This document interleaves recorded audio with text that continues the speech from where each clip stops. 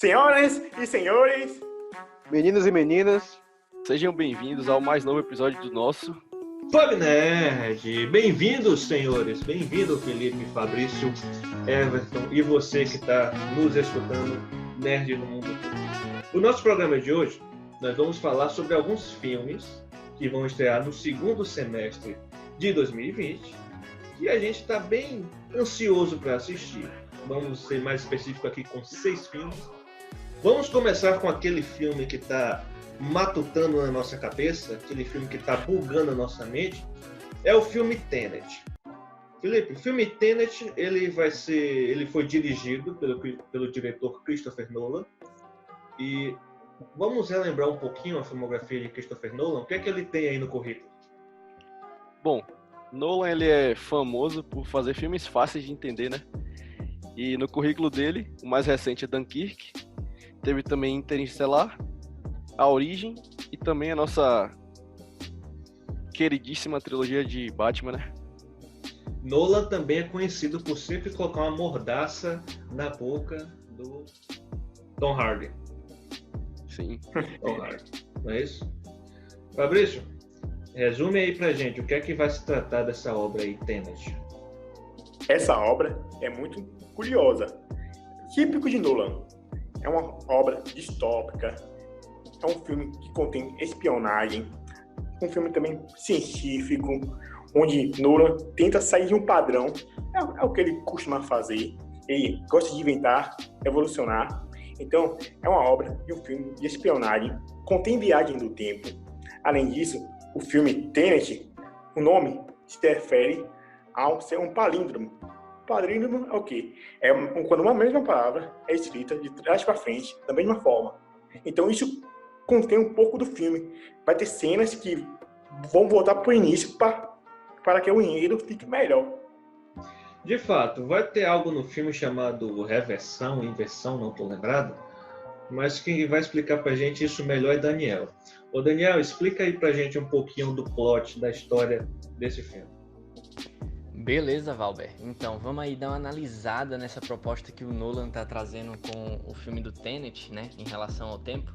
A gente já sabe que ele tem aí na carreira dele alguns filmes que de alguma maneira aborda o tempo, de alguma maneira, para não amnésia, como vocês falaram, que é um filme que é contado de trás para frente. A gente tem ali o Interestelar também, que tem a contagem dos anos, principalmente quando eles estão naquele planeta da água, que se eu não me engano, a cada tic-tac que tem na trilha sonora daquele momento representa um ano na Terra. E a gente tem também A Origem, que ele dá uma noção de tempo que ela passa mais reduzida no sonho e vai entrando. De certo modo, ele já costuma trabalhar. De certo modo, ele já costuma trabalhar assim nos filmes dele de alguma maneira, abordando ali o tempo. E agora Tenet, ele vem com isso de ser não é uma viagem no tempo, é uma inversão, né? Perfeito. Lembrando, senhores, que Tenet ele é protagonizado pelo filho de quem, Felipe? O filho do Denzel Washington, o Exatamente. John David Washington, que protagonizou recentemente Infiltrado na Clã e também tem uma participação em Baylor. E lembrando que esse é o filme com o roteiro original mais caro protagonizado por um homem negro, né? Um grande marco aí na história do cinema, principalmente de Hollywood. Ô Gilberto, qual a tua opinião sobre esse filme? Se é que tu tem uma opinião formada, já que tá tão difícil a gente entender, né? Tá tão bugado a nossa mente. O que é que tu pode falar aí desse filme, Gilberto? Bem, como algumas pessoas aí falaram, como Fabrício falou, Daniel falou também a respeito de Nolan, né? Exatamente todo filme de Nolan que a gente tem que esperar não é um simples filme, né? É um evento, como eu andei comentando com um colega meu, perguntou, velho, você vai estar ligado no filme Tenet? Eu falei, claro, tô. Tô aguardando ansioso esse filme, porque além de ser um filme que eu gosto muito, assim, tá ligado? Do tema, eu sou suspeito a falar que, em particular, eu sou muito fã de Christopher Nolan.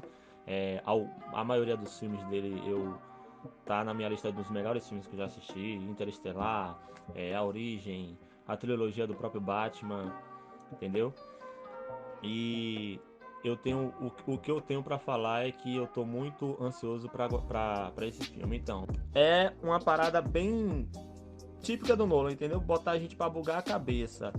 E relacionado ao filme, eu andei pesquisando também sobre o elenco. Algumas pessoas já o conheço, né? John David Washington, ele é o filho de George Washington, como o Felipe falou. Já conheci um filme dele. O único filme dele que eu assisti foi Infiltrados na Clã. Robert Pattinson, todo mundo já sabe, né? Claro que a maioria das pessoas já conhece o trabalho de Robert Pattinson. Ótimo. Fabrício quer dar um comentário aqui também.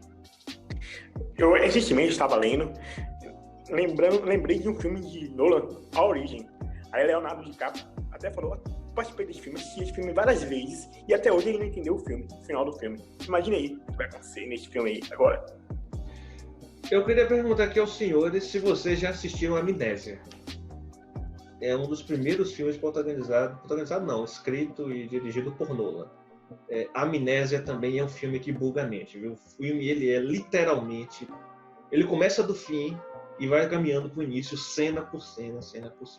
É bem interessante esse filme, Amnésia. Diga aí, Felipe.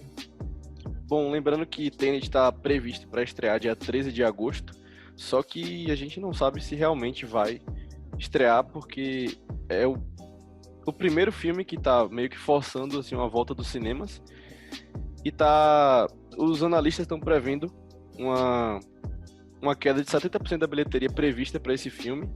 E também saiu uma notícia essa semana que na China vão reabrir os cinemas, porém só vão permitir a exibição de filmes com até 2 horas, e Tenet está previsto para 2 horas e meia. Então vai ter muito o que falar aí nos próximos dias em relação a esse filme. Aqui no Brasil, eu acho que vai ser um pouco mais difícil a gente dar uma data precisa quando os cinemas vão reabrir. Eu sei que recentemente eu vi uma foto na Alemanha, há um mês atrás mais ou menos, né? E você tinha os cinemas e eles retiravam algumas cadeiras do cinema para poder incentivar ali e obrigar, né, o distanciamento social. Então você tinha uma fileira que costumava ter, por exemplo, 20 cadeiras, agora só tem 5, então só tem 10. Tem cadeiras que é acompanhada com uma da outra é só separado, né? Ou seja, isso vai impactar bastante no rendimento desse filme.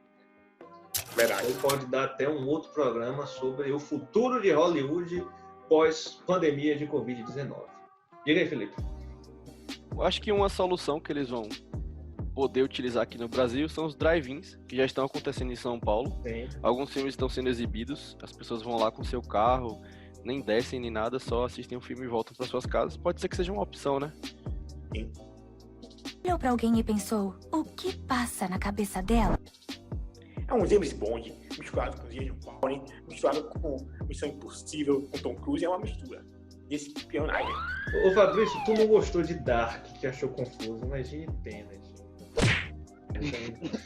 Mas esse filme... Ele acha que vai ser porradaria o tempo todo, né? Tudo bem, vamos ver. Eu quero assistir esse filme com você. Pronto. Vamos lá com a nossa segunda obra. A nossa segunda obra que nós estamos mais aguardando para assistir esse ano é um filme da Disney que fez bastante sucesso há um tempo atrás, no tempo das animações em 2D, que é Mulan. Esse filme, o nosso querido Everton aqui já fez um sinal com o coração, ou seja, dá para perceber a relação que ele tem com esse filme, né, Everton? Eu gostaria de dizer antes, gente, que Mulan é uma cópia descarada de Maria Quitéria. Para com essa porra, hein? Para com essa porra desse esculacho, tá? Maria Quitéria, para você que faltou às aulas de história, nós somos aqui da região dela, de Feira de Santana, da Bahia, uma mulher que se fantasiou, né, de homem para poder lutar na guerra de independência aqui no Brasil. Então, é uma figura bastante conhecida, bem parecida com a história de Mulan. Diz aí, Everton, qual a expectativa desse filme? Em relação ao live action, a primeira reação foi medo. É mesmo, é? Quando eu assisti o trailer, senti falta de Mushu, senti falta do Grilo, senti falta do próprio Liu Kang, que é o par de Mulan, no filme original da animação de 98. Eu já fiquei com o pé um pouco atrás, assim, porque essencialmente Mulan é um musical, uma animação com itens de humor que fica bem claro através do Mushu e do Grilo. E fez falta nesse trailer do live action. Vai ser mais voltado para ação, né?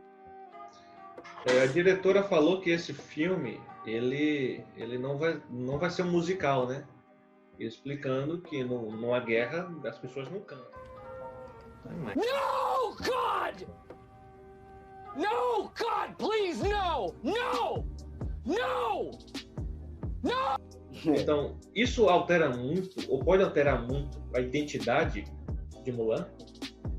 Eu acho que altera bastante, porque as músicas de Mulan, o musical, é bem característico, assim, é um clássico da Disney, das produções da Disney. E quando você tira isso de um filme, e você tira a essência dele, né? Já basta fazer o live action, onde todo o carisma do personagem, todo o carisma do desenho, da animação some, fica só um filme de ação, né? Só resta isso para esse live action de Mulan. Eu espero muito, senhores, que esse filme ele não seja mais um filme estereotipado, oriental, de samurais e ninja e essa coisa, né?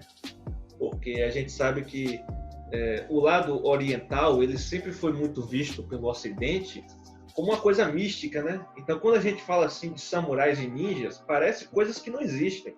Parece, por exemplo, coisas como magos, né? Dragões, que não existiram, mas está ali presente na Idade Média. Presente entre aspas, né? Presente na parte mitológica da coisa. Não, você é burro, cara, que loucura.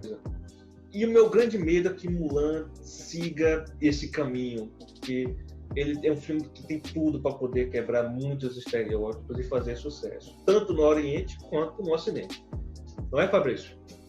Verdade, isso mesmo. O filme conta de uma família asiática, a nossa Maria Quitéria asiática, em que Mulan ela é educada tradicionalmente pelos costumes da região, educada para ser uma mulher de família, tem as qualidades e os princípios. Mas o pai dela acaba tendo um problema e impede com que ele participe da guerra, que o imperador obriga todos os homens da família a participar. Aí ela acaba se voluntariando, tentando quebrar os estigmas, os estereótipos na guerra, se impedindo de homem participando nessa luta aí. Perfeito. Daniel, o que é que tu tem para falar desse filme, além do fato de você chorar horrores com o original? O que é que você espera dessa sequência?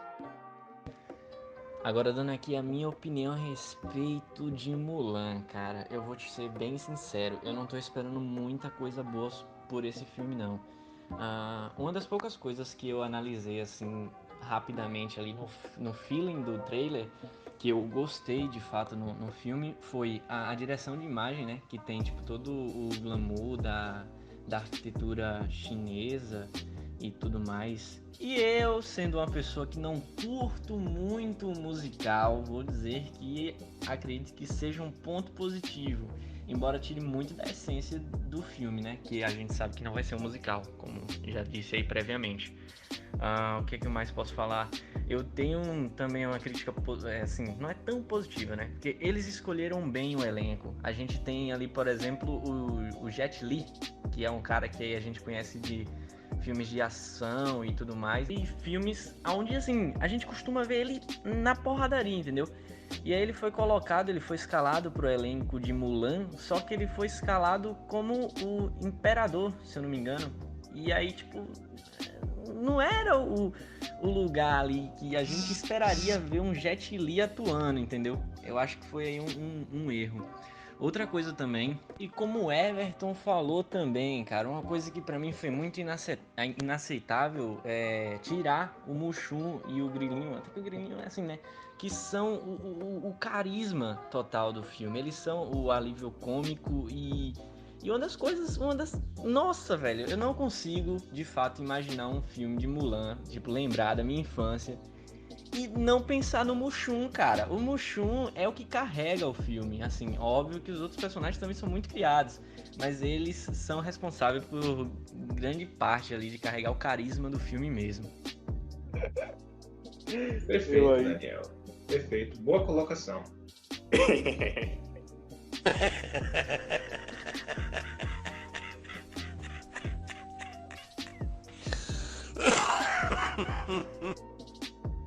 O nosso terceiro filme dessa lista, do Top 6, o nosso Top 6 aqui, né, Fabrício? O filme dos Novos Mutantes. Eu não vou dizer aqui exatamente quando que ele estreia, porque é uma dúvida que paira sobre nossas cabeças. Eu acredito, Everton, que Novos Mutantes tá para o cinema o que Scalebound tá para os games.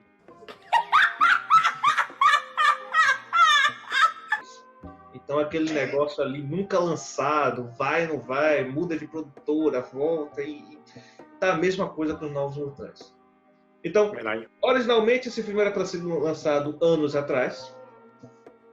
Sofreu uma série de adiamentos, né? Filmagens e tudo mais.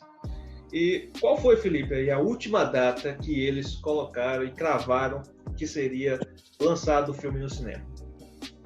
Bom, Novos Mutantes está previsto para agosto também, dia 27, o que eu duvido que aconteça.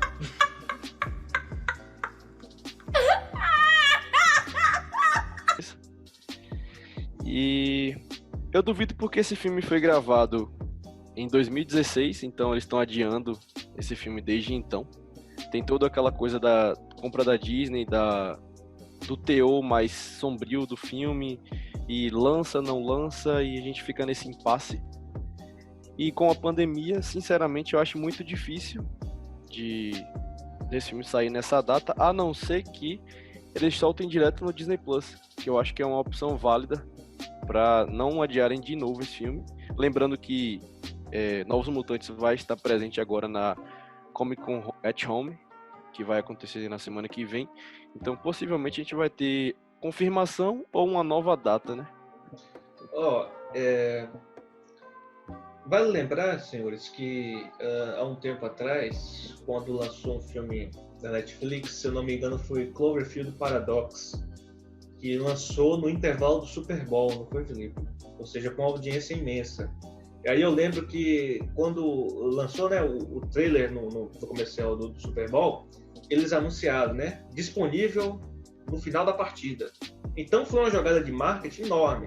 Tudo bem que não deu certo, mas foi uma jogada de marketing incrível, foi interessante. Tem uma teoria na internet dizendo exatamente isso, que logo após o evento aí da Comic Con de Novos Mutantes, eles vão disponibilizar o filme para ser assistido o mais rápido possível. Talvez no mesmo dia, não sabemos. Vamos aguardar, e lembrando que nós vamos fazer também a cobertura da San Diego Comic Con pela internet. Fabrício? E vamos inscrever no nosso canal no YouTube, que é importante, e seguir no nosso Spotify também. Muito bem, tá dado o recado aí de Fabrício. Voltando ainda para Novos Mutantes, senhores, o que a gente pode falar da história, Felipe? Bom, Novos Mutantes conta a história de 5 jovens mutantes que descobrem seus poderes e têm que lidar com traumas do passado. No entanto, eles são mantidos presos contra a vontade numa instituição controlada pela doutora Cecília Reyes. E o elenco parece ser bem diverso, não é isso, Felipe? Exatamente, o elenco tá cheio desses jovens atores aí que estão fazendo sucesso mundo afora. Destacam-se entre eles Maisie Williams, nossa querida Arya de Game of Thrones, e nosso querido ator Charlie Heaton de Stranger Things, além de, claro, Alice Braga, nossa conterrânea brasileira. Vai fazer o papel da doutora Cecília Reyes. E o Henry Zaga também, né? Sim. Ia comentar, é brasileiro e faz um personagem, né, também brasileiro, o Mancha Solar. Exatamente, eu ia comentar isso, que esse filme é um pouco mais brasileiro do que a gente sabe. Porque Mancha Solar, ele é um personagem da Marvel, que o pai dele é brasileiro, então ele também é brasileiro, né? De fato. Novos Mutantes, será que vem para finalmente, né, inaugurar uma nova subcategoria dentro do gênero de super-herói, já voltado para o terror? O que é que vocês acham? Eu acredito que é possível que sim. A Marvel brincou de fazer isso nos últimos anos, de colocar filme de super-herói com espionagem, filme de super-herói com comédia, de brincar com vários gêneros, só que no universo ali dos super-heróis. Esse é o 13º filme dos Mutantes, e acredito que seja o mais voltado a esse aspecto de terror, de ser uma coisa sombria. Espero que a gente consiga gostar, né, dessa novidade aí. Sendo lançado, eu já vou estar muito feliz, porque já vai ser uma grande conquista, gente. Eu tô aguardando esse filme tem mais de 2 anos, então, por favor, que seja lançado logo. Quarto lugar do nosso Top 6 está Um Lugar Silencioso, parte 2. Então, só falando um pouquinho aqui da sinopse, né? Então, logo após os acontecimentos mortais, a família Abbott precisa agora encarar o terror mundo afora, continuando a lutar para sobreviver em silêncio. Lembrando aqui que se você não assistiu O Lugar Silencioso, parte 1, se trata basicamente de quê, Felipe? Então, é um futuro distópico onde alienígenas invadem a Terra e você basicamente não pode falar nada, emitir nenhum barulho, que meio que instantaneamente os monstros já aparecem e te matam. Olha só aí, ó. Meu Deus do céu. Meu Deus do céu, gente. É um pós-apocalíptico muito hardcore, digamos assim. Exatamente. Um futuro bem distópico. Eu diria que é uma mistura de Fallen Skies com qualquer outro filme futuro distópico ou série distópica, The Walking Dead, The Last of Us, não sei, né? Algo desse tipo, para você entender mais ou menos aí do que se trata. E nesse filme nós temos um ator que chamou muito a atenção do nosso colega Fabrício. Que ator foi esse, Fabrício? Aquele lá do Peaky Blinders, aquele protagonista, Julian. Ele é Ele mesmo. O sorriso de Fabrício aqui é muito bonito, viu, Fabrício? Ele não é de Peaky Blinders, mas ele é um ótimo ator e também diretor e também roteirista, tanto do primeiro quanto do segundo filme, que é John Krasinski. Está em The Office. Sim. Ele é o faz tudo desse filme. Ele deu uma entrevista, inclusive, que ele não pretendia fazer um Lugar Silencioso 2, porque o primeiro teve um sucesso estrondoso, além de ter um final aceitável, no sentido de não ter necessidade de uma continuação. Só que vocês sabem que a indústria quer dinheiro e provavelmente forçaram ele a fazer um segundo filme. Ele até falou que teve que convencer Emilia Blunt a fazer essa continuação, que ela também não queria fazer um outro filme. E é meio confuso, mas ele disse que essa é uma continuação sem ser uma continuação direta, tipo, então possivelmente quem não assistiu o primeiro vai conseguir assistir esse filme sem necessidade sem ficar sem entender a trama principal da história.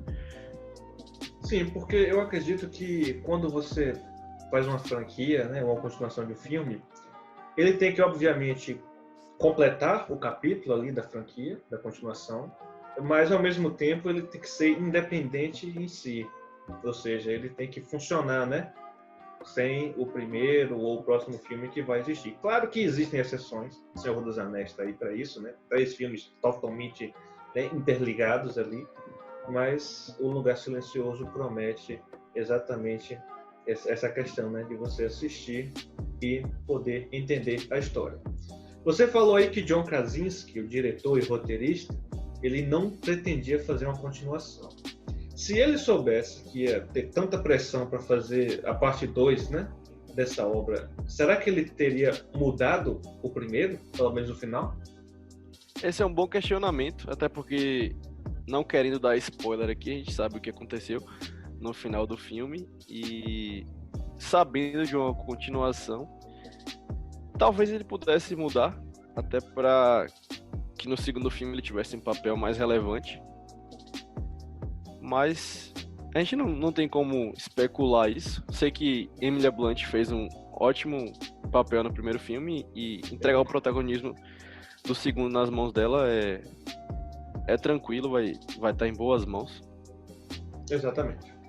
Falando em spoilers, né, vamos nesse momento agora mutar Fabrício e passar para a nossa próxima orando por ele. Eu vou mandar um recado para ele. O sangue de Jesus tem poder! Obra, antes que ele solte um spoiler aí para a gente. O nosso quinto filme dessa lista é Mulher Maravilha, 1984. Ô Everton, você pode ler aí a sinopse da Mulher Maravilha, 1984? Em 84, durante a Guerra Fria, Diana Prince, a Mulher Maravilha, entra em conflito com dois grandes inimigos, o empresário de mídia Maxwell Lord, protagonizado por Pedro Pascal, e a amiga que virou inimiga, Bárbara Minerva, a Cheta, enquanto se reúne com seu interesse amoroso, Steve Trevor. Perfeito. Bom, o primeiro filme se passava na Primeira Guerra Mundial. O segundo filme se passa na Guerra Fria. E aí, senhores, quais são as expectativas para esse filme? Muito grandes. Para mim, é o filme do ano. Tem um elenco de peso enorme. Gal Gadot, que é 1,68m e 35 anos de idade e pura beleza. Que bodybuilder, pô! Além disso, existe Chris Pine, que é ótimo. Crispim. Ai, que burro, dá 0 pra ele. E Crispim. Crispim.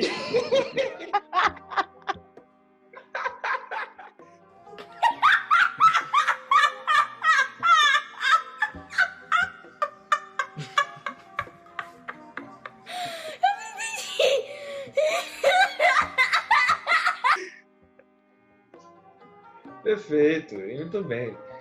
Então, depois dessa serenata de amor feita por Fabrício,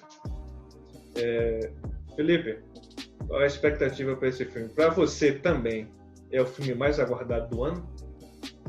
Concordo com o Fabrício. Eu acho que Mulher Maravilha é o filme que eu tô mais ansioso para assistir em 2020. Espero que saia também em 2020. E como todo bom fã da DC, a gente tá ansioso desse filme desde que acabou o primeiro, né?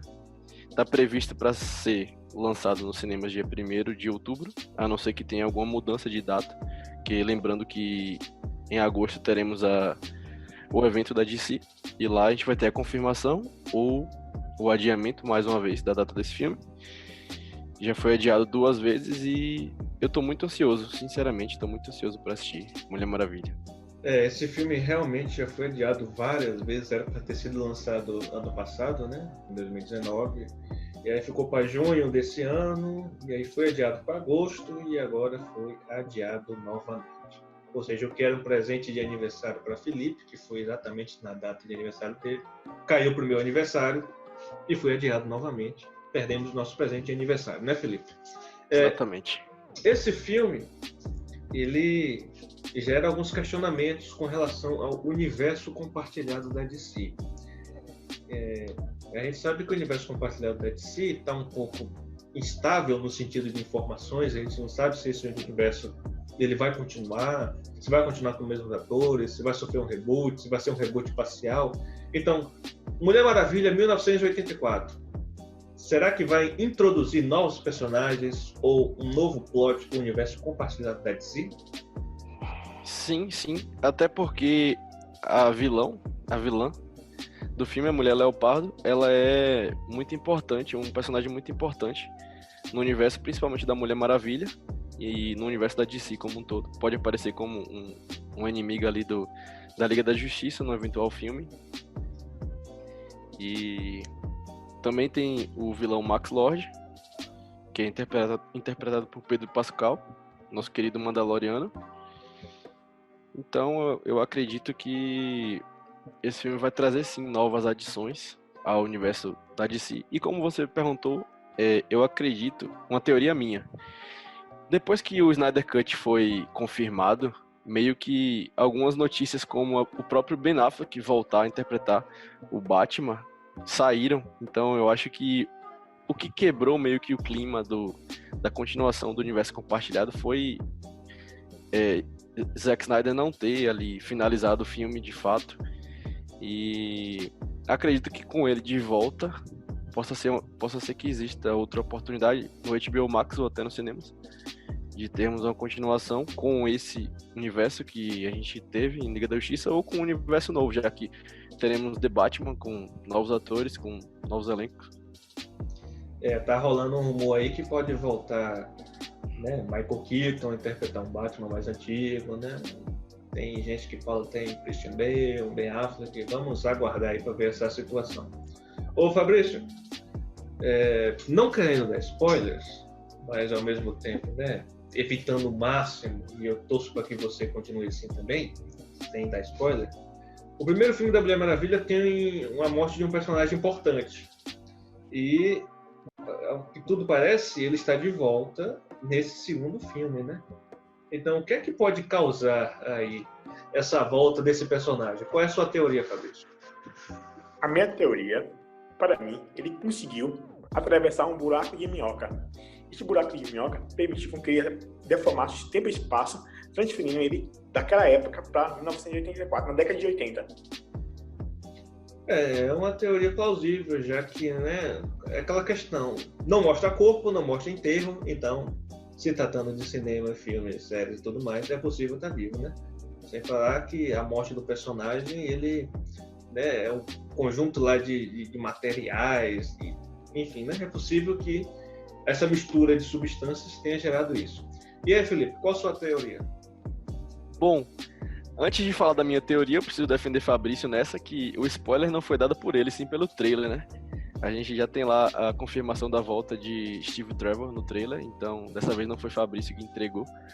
Mas minha teoria é de que tem um filme aí há muito tempo que está sendo especulado e vai, não volta, troca diretor, troca roteirista, e que é o filme do Flash. Então, se esse filme existir, possivelmente vai haver um Flashpoint. E minha teoria é que, com a volta do tempo do Flash, de alguma maneira Steve Trevor volta à vida. Eu quero saber o porquê da aparição do nosso Steve Trevor. Eu quero saber o porquê. Eu não tô entendendo. Voltou dos mortos com a mesma idade, pelo que eu tô vendo, né? Com o mesmo corpo do outro filme, né? Voltou do mesmo jeito. Inteirinho. Queria saber um pouco. Eu queria saber o meu coçar de cabeça é esse. Eu queria saber o porquê da aparição dele. E da nossa Christine, ela, eu não sei, mas eu não sei se é por acidente ou se é por alguma coisa relacionada ao laboratório, mas nas histórias em quadrinhos, pelo que eu vi, esse filme ele vai meio que focar um pouco na história dos 952. Felipe, que já tem um grande conhecimento com as revistas em quadrinhos da DC do 952, assim como eu, a parada meio que vai ser relacionada a isso. Eu acho que possa ser que eles mudem no filme, assim como fizeram com Batman vs Superman, aquela origem de Apocalipse. Possa ser que seja alguma parada relacionada ao laboratório, ou que seja na pegada da história dos quadrinhos, que ela vai para uma aldeia, não sei ao certo, ela vai para uma aldeia, e lá ela adquire esse poder através de uma entidade, tipo um ser lá, um ser que todo mundo venera lá na aldeia. E meio que acontece uma parada meio que errada, e dá tudo errado nela, e ela começa a ter sede de sangue por carne humana e tudo mais, e nisso ela se torna a vilã, né, a nossa Mulher Leopardo. Perfeito. Fabrício? O interessante que passa no trailer, a Mulher Maravilha apresentando ele sobre a arte moderna. Aí eles passam próximo a uma lata de lixo. Aí Steven começa a contemplar. Aí ela fala, não, isso aí é uma lata de lixo mesmo. Ele não sabia. E prossegue. Exatamente, isso aí tá bem no final do trailer. Sim, a gente tem no primeiro filme Steve Trevor apresentando o mundo dos homens, né? Que eram assim chamados para Diana. E nesse segundo filme a gente tem o inverso, Diana apresentando, né, a contemporaneidade, o futuro para Steve Trevor, que se passou bastante tempo desde a morte dele, apresentando o mundo para esse personagem, né? Vai ser uma inversão de valores bem interessante, né? Eles têm uma boa química. Algo mais, Fabrício? Sim, o interessante desse filme, uma curiosidade, é que esse filme foca muito da década de 80. Traz algumas coisas, o auge da década de 80 nos Estados Unidos, glamour, também fala sobre a tecnologia que estava sendo desenvolvida naquela época, o primeiro computador da Apple. Então, ele tem um fundo histórico interessante nesse filme também.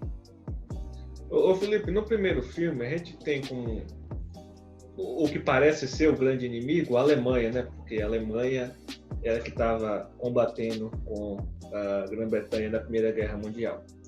E agora, nesse segundo filme, se tratando de Guerra Fria, qual a chance do vilão ser russo? existe uma possibilidade, né? Já que tem a corrida ali armamentista, Estados Unidos e Rússia, existe essa possibilidade aí do vilão ser russo. Nosso sexto e último filme dessa lista é Viúva Negra. Everton, situa pra gente aí a história desse filme da Viúva Negra.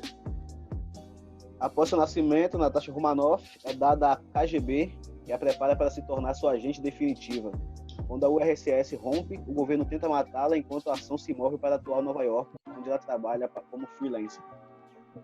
Perfeito. Nesse momento, se você não assistiu Vingadores Ultimato, eu agradeço por você ter nos escutado até aqui, mas agora em diante vamos contar alguns spoilers do filme de Vingadores Ultimato, porque é meio que inevitável a gente falar desse filme e não falar de Vingadores Ultimato, tá certo? Então, estão avisados, ficam por conta e risco. Vocês vão assistir um filme de uma personagem que já sabe o final, que já morreu? No, God! No, God, please, no! No! Everton foi bem claro. Olha, alerta de spoiler. Pô, se Everton, que é o maior fã aqui da Marvel entre nós quatro, não vai assistir, caralho. Sinceramente, Viúva Negra é um filme desnecessário. Mas será que ela morreu mesmo? Será que ela morreu mesmo? Primeiro que é uma personagem morta, e segundo, vou falar morta, tu já falou que é spoiler mesmo, então... Já falou, tá liberado, pode falar tudo aí. Se trata de um filme de uma personagem morta com acontecimentos que a gente já viu, sabe? Ou pelo menos ouviu falar. Então, pra mim, realmente não é interessante. Se contar que é de uma personagem que eu pouco me interessava, eu nunca me interessei muito pela Natasha Romanoff no universo da Marvel. Eu acho que esse filme, ele veio no momento errado. Porque a gente sabe o que aconteceu com ela em Vingadores Ultimato. E desde sempre é um dos filmes mais pedidos entre os fãs da Marvel. Desde lá do início, desde o primeiro Vingadores, quando ela se destaca lá entre os personagens do filme. E nos outros filmes também dos Vingadores, a Viúva Negra sempre se destaca. Ela vai para um filme com o Capitão América, que ela também tem um papel super relevante. Na Guerra Civil também ela é relevante. E ela fecha a participação dela no Ultimato, também sendo relevante. Então, dentro da construção do universo cinematográfico da Marvel, você não tem como ignorar a Viúva Negra, a personagem da Natasha Romanoff. Então, eu acho que esse filme poderia ter sido antes. Eu fico curioso. Ela já morreu, beleza. Mas, aparentemente, o filme vai contar meio que uma introdução ao antes dela chegar ali onde ela chegou nos Vingadores. Então, talvez seja interessante. Só acho que poderia ter sido bem antes. Mas vocês precisam se lembrar, senhores, que o importante não é o fim. O importante é a jornada. Então a gente é apresentado, ou melhor, a Viúva Negra é apresentada a gente com uma personagem já incrível, que fala não sei quantos idiomas, que luta não sei quantos tipos de luta. A gente não sabe a jornada dessa personagem. E agora a gente vai ter essa oportunidade. Agora eu concordo com o Felipe no sentido de que esse filme saiu no momento errado. Esse filme era para ter sido lançado há 2, 3 anos atrás. Mas a grande questão é, 2, 3 anos atrás, esse filme, será que seria, do ponto de vista financeiro, rentável? Porque a própria Scarlett Johansson protagonizou Ghost in the Shell, ela foi protagonista, e no sentido de bilheteria não foi muito bem recebido. E aí, Everton? Sabe o que eu acho? Como a sinopse informa que vai ter acontecimentos logo depois de Vingadores 1, ou seja, o filme de 2012, poderiam ter tirado o Homem de Ferro 3 e colocado esse filme da Viúva Negra. Sim, por favor, tirem o Homem de Ferro 3. O Homem de Ferro 3 não é canônico. É um filme totalmente descartável. Não assista o Homem de Ferro 3. É ruim. Realmente é ruim. Eu gostei. Ó o pau quebrando, pai! Eita, boa! Briga na baixa, pai! Eita! O que acontece com aquele filme é isso. Eu acho que aquele filme vendeu muito errado a ideia. Porque os trailers pareciam uma coisa sombria, a casa do Tony Stark caindo, e ele com ansiedade. E aí você vai assistir o filme e tem aquele vilão. Enfim, né? Enfim. Fabrício? O que é que tu tem a dizer aí sobre Viúva Negra? Esse filme de Viúva Negra está bastante parecido com aquele do Homem-Aranha. Homem-Aranha de volta lá. Isso é Viúva Negra de volta lá. A Viúva Negra vai encontrar a sua família, onde vai tentar solucionar os problemas dela no passado. E aí surgirá um inimigo que eu vou deixar para Felipe falar sobre ele. Mas antes, eu gostaria de mencionar que Scarlett é o meu top 5 de atrizes. Em virtude disso, eu fiz uma homenagem dela, botando o nome da minha bicicleta de Scarlett. É mesmo, é? Aí, ótima homenagem. Com certeza ela está se sentindo lisonjeada por essa homenagem, viu, Fabrício? Felipe, sobre os vilões, né? A gente sabe que Viúva Negra não é uma personagem famosa pelos vilões. Então, na verdade, a gente não conhece basicamente nenhum. Então, o que é que você pode falar aí sobre esses vilões de Viúva Negra? Bom, realmente as histórias da Viúva Negra, principalmente aqui no Brasil, não são bem divulgadas e a gente meio que não conhece o que está por trás ali dela. E pesquisando aqui um pouco sobre esse filme, eu fiquei mais interessado em assistir do que vendo os próprios trailers, porque eu descobri que a gente vai ter onde ela treinou, a Sala Vermelha, vai mostrar lá o que é que está acontecendo depois que ela saiu, com um novo treinador, aquele vilão que aparece no filme, no trailer, que copia os poderes. E na trama, aparentemente, ele vai estar lá dando aula e ele vai estar meio que manipulando as alunas dele a fazerem coisas com o interesse dele, coisas erradas, sei lá, roubar, alguma coisa do tipo, visando o interesse pessoal dele. Outra personagem importante que está cotada, não tem confirmação de aparecer no filme, é a Dama de Ferro, que talvez seja interpretada pela atriz Rachel Weisz, que ela é Melina Vostokoff, e nosso querido David Harbour, de Stranger Things, vai interpretar o Guardião Vermelho. É o boy também? Sim, sim. Exatamente. Para você que não sabe, David Harbour é o que interpreta o xerife, né? Xerife Hopper em Stranger Things. E também, como o Fabrício mencionou, o Hellboy. Antes de deixar o Fabrício falar, queria dizer também que eu tô curioso em relação à participação de Robert Downey Jr., que ele tá confirmado no elenco e a gente não faz a mínima ideia do que ele vai fazer lá. Talvez recrutar a Natasha, não sei, né? Ah, meu Deus, transformaram o Robert Downey Jr. num Jedi falecido. Eu tô até prevendo isso. Verdade. Transformaram numa consciência, num robô, num pai do Superman. Né, Fabrício? E o cachê vai ser alto, provavelmente, pra ter uma participação de 2 minutos no máximo, 30 segundos. Vamos ver o que vai acontecer aí. Mas eu creio que Natasha, ela não morre, porque Gamora também teve aquela versão dela e ela sobreviveu até agora. Então eu acredito que tem algumas coisas que a Marvel vai proporcionar nesse filme que irá dar uma continuidade melhor para esse filme. E além disso, vai permitir com que outros filmes, a partir, por exemplo, pode criar um filme solo de Guardião Vermelho, de outros personagens, até mesmo da irmã dela. Então, esse filme aí pode dar mais para ramificar para outros filmes. Bom, eu também tenho essa impressão que talvez ela não tenha morrido. Só que às vezes eu fico com o pensamento de que a Marvel ela quer introduzir novos personagens, introduzir novos universos, e se ficar nessa de sempre ter os personagens que já tem nos outros filmes, meio que não vai ter espaço para outros personagens, como a gente nunca teve até hoje o filme solo do Hulk, por exemplo. Então, se você ficar sempre nessa de ela morreu, deixa lá, vamos tentar continuar sem a participação dela, entendeu? Mas ao mesmo tempo tem alguma coisa me dizendo que talvez ela não esteja morta, justamente pelo que a Marvel faz, como o Fabrício citou aí, a questão de Gamora. Então, vocês acham o quê? Olha, sinceramente eu não sou fã dessas tiradas de roteiro aleatórias para trazer personagens, né? Game of Thrones sofreu bem disso, né? Há 6 anos atrás, Jon Snow morreu para nada, né? E foi ressuscitado para nada também. E aí você tem a volta de Robert Downey Jr., mesmo que não seja interpretando o Homem de Ferro vivo, e Gamora não morreu, e Loki desapareceu, que a gente sabe que vai ter uma série de Loki. E essa questão da Viúva Negra, realmente, eu não acho interessante, sabe? Parte da jornada é o fim. E tendo fim digno, eu estou muito feliz com isso. E eu acredito que a Viúva Negra teve um fim digno lá em Vingadores Ultimato.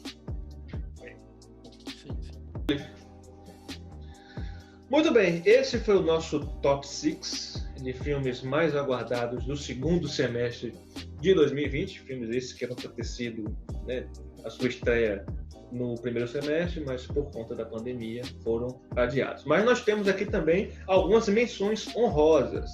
O que a gente pode falar aí, Felipe?